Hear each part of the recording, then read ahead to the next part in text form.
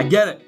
You just got home from a long day at work, at school, or maybe you were running errands, shopping, practicing, athletics, anything like that.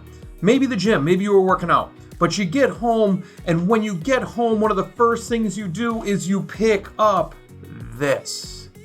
The enemy to being present and detoxing digitally. Look, don't get me wrong, cell phones are great. They do a lot of good things for us. Electronics are great. But there is the importance of downtime. The importance of being present with those we love, family members, friends, etc. And you can't do that if your nose, your face is buried in your phone. I mean, think about it, right? You go home and you sit down and the first thing you do is you pick up that phone. You go out to a restaurant, you see people doing that. You get home, dinner, not so much because you're either eating or visiting or there's some kind of rule in your house where you can't use it. But then afterwards, what are you doing when you're sitting around? You're wasting away minutes, hours with your face buried in your phone. And you look around and you say, I don't have time to do all these other things.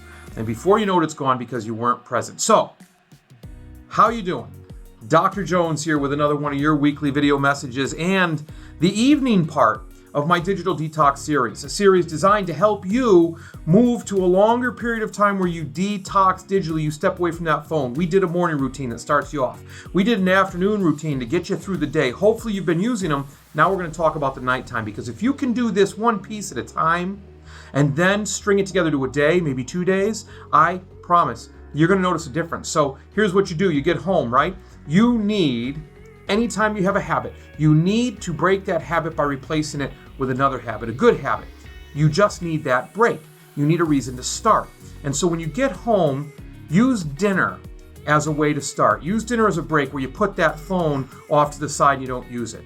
Use some other type of break, whether you study, whether you read or anything like that. Take that phone and set it aside and ignore it for a little while. Now, ignoring it is much easier said than done. I get it. Sometimes you even get those little phantom vibrations in your pocket where you normally carry it. That's because your brain's telling you got to check it. So what you're going to do is you're going to break that.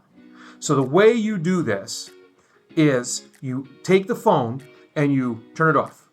You put it in another room. You put it somewhere else where maybe you charge it. And the whole idea behind this is more of that out of sight, out of mind. If you don't hear it, just like the privacy setting in the morning and things like that, if you don't have it near you, you won't be thinking about it or going to get it. But you say, Dr. Jones, I'm still going to think about my phone because I'm thinking about what's going on that I'm missing. That's the whole point. See, as human beings, we tend to edge towards the path of least resistance. I don't want to say lazy, but we tend to edge that way. If you put your phone in a place that you have to make an effort to go get it, that's why I say a different room, put it away somewhere, something like that, then you'll get that urge to look, and then you'll say, oh, well, I got to go upstairs, I got to go do this. No, I'm pretty comfortable here. And the urge passes, and you haven't used your phone, and you've gone a little longer without it.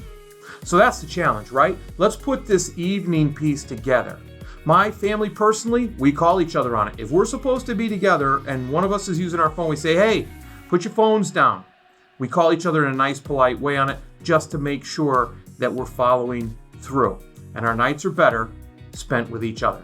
So look, the challenge is get rid of it for the night. Find that break in the habit so that you don't do it. So you don't just look at it to look at it and then put it down with nothing there because it's a habit. Then you find something to do. Now the trick to this is put it somewhere else. Put it somewhere where it's an effort to go get it, because odds are we won't expend that effort if we're too comfortable where we are or enjoying where we are. Hey, look, that's it. We're trying to string this together. I appreciate you taking these challenges and trying it out. I appreciate the people that have reached out to me and given me feedback on it. So look, take the challenge. Let me know how it's going. I always appreciate you listening. Never take it for granted. If you found value in any part of this, make sure you let me know. You share it with somebody else so they get value too. You get an accountability buddy. I've talked about that before to help you do this digital detox. As always, be purposeful, act with integrity, and continue to build your character. You have a great day.